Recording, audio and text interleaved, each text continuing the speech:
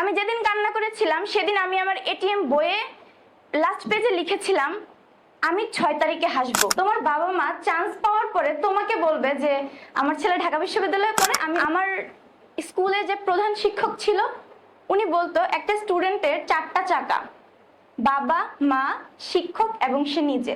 তবে ওরিয়েন্টেশনটা সবার করা উচিত, কারণ আমার স্কুলে যে প্রধান শিক্ষক ছিল উনি বলতো একটা স্টুডেন্টের 4টা চাকা, বাবা মা শিক্ষক এবং সে নিজে। 4টা চাকার যদি কোনো চাকা বিকল হয়ে যায় বা কোনো প্রবলেম হয় তাহলে সেই শিক্ষার্থী ভালোভাবে এগোতে পারে না। তো আমার মনে হয় স্যার এইটা ভেবেই ওরিয়েন্টেশনটা করে, কারণ 3-4টা মাস একটা স্টুডেন্ট শুধু পড়াশোনা করবে, তার আর কোনো কাজ নেই। তার বাকি যে কাজগুলো, তার যে নিড, সবকিছু বাবা মা এবং শিক্ষক পূরণ করবে। আর এটাই বোঝানো হয় ওরিয়েন্টেশনে।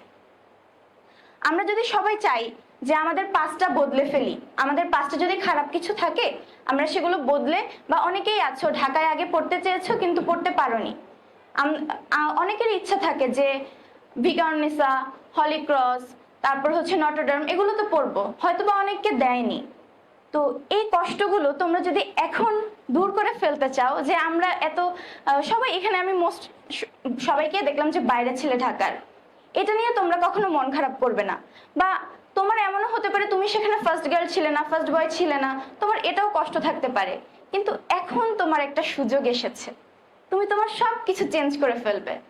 হলি ক্রসের একটা মেয়ে যদি আজকে ঢাকা বিশ্ববিদ্যালয়ে চান্স না পায়, আর তুমি যদি ঢাকার বাইরে থেকে এসে ঢাকা বিশ্ববিদ্যালয়ে চান্স পাও, কে ভালো?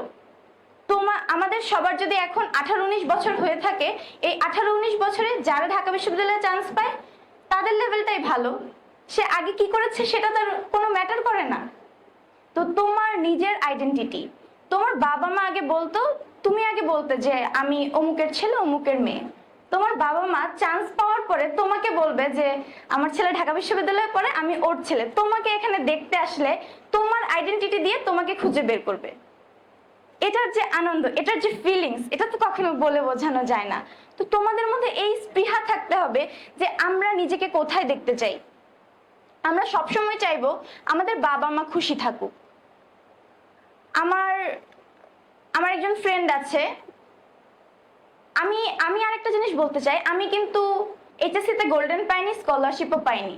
আমার একজন ফ্রেন্ড ছিল, সে এমন রেজাল্ট করেছে এইচএসসির পরে তার ঢাবিতেও সে পরীক্ষা দিতে পারবে না, রাজশাহীতেও সে পরীক্ষা দিতে পারবে না। তো তার এই রেজাল্ট হওয়ার পরে আমি একদিন গিয়েছিলাম কার্জন হলে, বইমেলাতে। তো বইমেলাতে যাওয়ার সময় কার্জন হলে গিয়েছিলাম। তো ও জানে যে ও এক্সাম দিতে পারবে না এবং আমি দিতে পারবো। আমরা 3জন গিয়েছিলাম, 3জন ছবি তুলছিলাম। তো ও এমন ভাবে কার্জন হলের দিকে তাকাচ্ছিল, ওকে দেখে আমার মনে হচ্ছিল ও যদি কোনোভাবে এক্সাম দিতে পারতো, ও দুনিয়ার সবকিছু টপকে ফার্স্ট হয়ে যেত। তার ভেতরে এমন একটা স্পৃহা ছিল। মানে তোমাদের যদি ওই লাল বিল্ডিং, লাল বাস এগুলো দেখার পরে নিজের মধ্যে ইন্সপিরেশন কাজ না করে, পড়াশোনার ইন্সপিরেশন কাজ না করে, তোমরা যদি বাইরে একটু ঘোরাঘুরি করো বা মনে করো ফোন টিপলা, তাহলে তো হবে না। তোমাদের মধ্যে এই ইন্সপিরেশন থাকতে হবে যে ওইটাকে আমার লাগবেই, ওটা ছাড়া আমার কিছু নেই। আর তোমাদের যদি এইচএসসি রেজাল্ট কোনোভাবে খারাপ হয়, তোমরা এটা নিয়ে কখনোই মন খারাপ করবে না। তোমরা যদি এটা নিয়ে একটা মিনিট টাইম ওয়েস্ট করো, তোমার ওই টাইমটাই গেল। আমার যেদিন রেজাল্ট হয়েছিল সেদিন আমি কান্না করেছিলাম। তো আর যেদিন ঢাকা ইউনিভার্সিটির রেজাল্ট হলো সেদিন আমি হেসেছি। আমি যেদিন কান্না করেছিলাম সেদিন আমি আমার এটিএম বইয়ে লাস্ট পেজে লিখেছিলাম আমি 6 তারিখে হাসবো। এটা আমার লাস্ট পেজে লেখা ছিল। 6 তারিখে যদিও আমি হাসতে পারিনি, আমার মনে হয়েছিল আমার এক্সাম খারাপ হয়েছে, চান্স পাবো না, আমি আমার রেজাল্টের দিন হেসেছিলাম। তো তোমাদের যদি ইচ্ছে হয়, তোমাদের ইন্সপায়ার হওয়ার জন্য তোমরা নিজেরা টুকটাক জিনিস লিখবে, যে তোমরা যখন ডিপ্রেসড হয়ে যাবে তখন তোমরা সেই জিনিসগুলো দেখবে, তোমাদের ভালো লাগবে। আর এখন তো টাইম অনেক শর্ট হয়ে এসেছে, তুমি ভাবছো তোমার টাইম শর্ট, এখন তুমি এটা ভেবে যদি ছেড়ে দাও তাহলে কিন্তু তোমার হবে না।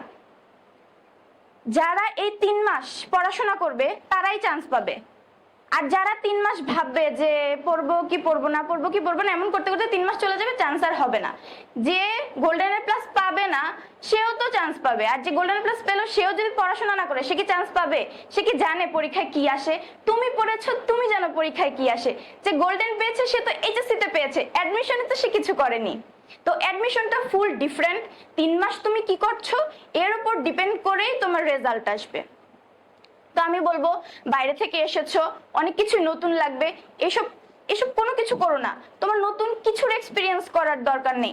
আজকে এসেছো, হোস্টেল বা বাসা নিয়েছো, হোস্টেল থেকে আসবে, ক্লাস করবে, বাসায় যে নিজে পার্সোনালি 8 ঘন্টা রাখবে।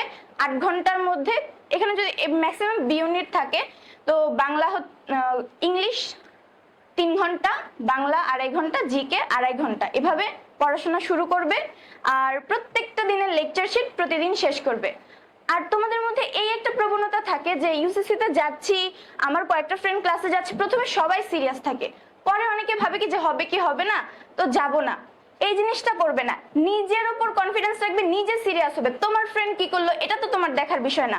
তোমার ফ্রেন্ড দেখে লিখছে, তোমার ফ্রেন্ড ফোন টিপে গুগল থেকে বের করে জিকের অ্যান্সার করে দিচ্ছে, তোমাকে কি 1 ঘন্টা 30 মিনিটে দিবে ফোন নেওয়ার জন্য? তুমি যে এখন এটা করছো, আমার অনেক ফ্রেন্ড ছিল তারা করেছে, তারা কি চান্স পেয়েছে? আমি কখনোই পরীক্ষার হলে ফোন নিয়ে ঢুকিনি। এখন বাইরে থাকো, ফোন নিয়ে ঢুকতে হয়, অনেক কিছুই আছে, কিন্তু সবকিছু নিজের কাছে। টিচার তোমাকে কতটুকু দিবে? টিচার তোমাকে দিবে, তোমাকে নিতে হবে। তো আমি একটা জিনিস বলবো, তোমরা যখন মডেল টেস্ট গুলো দিবে তখন তোমরা একদম সিরিয়াস 1 ঘন্টা 30 মিনিট নিজের পরীক্ষার হল মনে করে দিবে। ঢাবির পরীক্ষার হল, কে কি করলো, কে দেখে লিখছে, কে খাতা দিয়ে চলে যাচ্ছে, এসব দেখবে না। আর নিজের পড়াশোনা নিজেকেই করতে হবে, কেউ তোমাকে খাইয়ে দিবে না। টিচার তোমাকে গাইডলাইন দিবে, টিচার তোমাকে ইনস্ট্রুমেন্ট দিবে, তোমার মাথার ভিতরে ঢোকানোর দায়িত্ব তোমার। তোমার বাবা মা এটুকু করতে পারে, তোমার টাকা পয়সা লাগলে হেল্প করতে পারে, তোমার আম্মু আম্মু তোমাকে খাইয়ে দিতে পারে, একটু রান্না করে দিতে পারে, এইটুকুই। সে তোমাকে পড়াশোনা পড়িয়ে দিবে না, তোমার পড়া নিজেকেই পড়তে হবে। ঘুম, ঘোরাঘুরি সব বাদ দিয়ে নিজের বাবা মা কত কষ্ট করে তোমার জন্য, তোমার আম্মু যে কাজটা করে জাস্ট ফর ইউ, তোমার আম্মু তোমার জন্য রেস্ট করে না, এই জিনিসটা তোমাকে বুঝতে হবে। তোমার আব্বু তোমার জন্য বাইরে থেকে কাজ করে, সে সকালে ঘুমিয়ে থাকে না, সে রাতে লেট করে বাসায় এসে একটু ঘুমায়। সে পারতো না নিজের মতো করে লাইফ লিড করতে? তোমার জন্যই তো এত কষ্ট করে। তাহলে তুমি কেন তাদেরকে কষ্ট দিবে? তুমি কেন খারাপ রেজাল্ট করবে? তোমার মধ্যে এই ইন্সপিরেশন থাকতে হবে। তোমার তো কোনো অধিকার নেই তাদের চোখের পানি ফেলানোর, তোমার একটা অধিকার আছে তাদের মুখে হাসি ফোটানোর।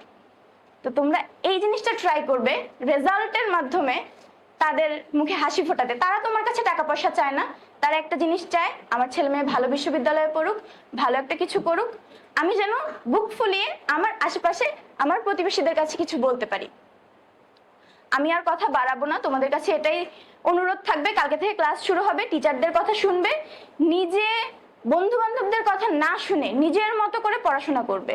তোমাদের শুভকামনা জানিয়ে আমি আমার বক্তব্য এখানে শেষ করছি। ইনশাআল্লাহ ক্যাম্পাসে দেখা হবে বিজয়। সবাইকে আসসালামু আলাইকুম।